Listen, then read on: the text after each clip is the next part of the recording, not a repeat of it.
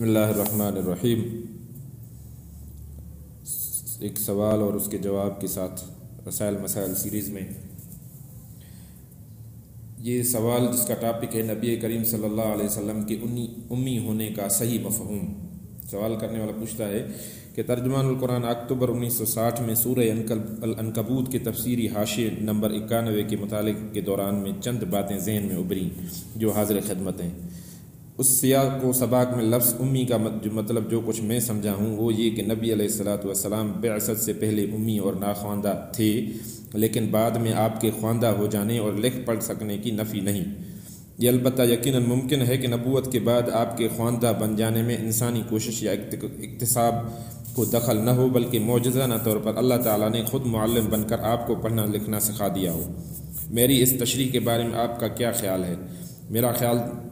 میرے خیال میں تو الفاظ میں بڑی گنجائش ہے جس سے میرے مطلب کی تائید ہوتی ہے۔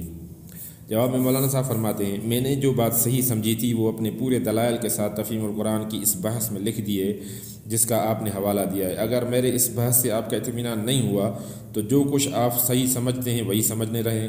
میں صرف اتنا عرض کروں گا کہ قرآن مجید کے الفاظ اذا لارتاب المبطلون سورہ عنکبوت، جس کا ترجمہ یہ ہے کہ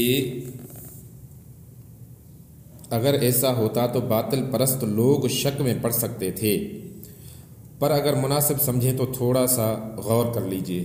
اللہ تعالیٰ نے اس فقرے میں اپنے نبی کو مخاطب کر کے فرما رہے ہیں کہ اگر ایسا ہوتا یعنی تم پڑھے لکھے ہوتے تو باطل پرستوں کے لیے تمہاری نبوت میں شک کرنے کی کوئی گنجائش ہو سکتی تھی۔ دوسرے الفاظ میں اس فقرے کا صاف مطلب یہ ہے کہ اب تو ان کے لیے شک کی ادنا سی گنجائش نہیں ہے کیونکہ تم پڑھے لکھے نہیں ہو۔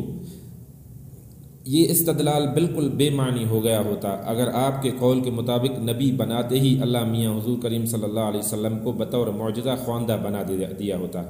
کیا اس صورت میں شک کی گنجائش ختم ہو جاتی؟ اس صورت میں تو کفار مکہ یہ کہہ سکتے تھے کہ تم نے آج تک ہم سے چھپایا، اب معلوم ہوا کہ تم خفیہ لکھنا پڑھنا سیکھ گئے تھے اور چپکے کتابیں پڑھ کر یہ معلومات جمع کرتے رہے تھے۔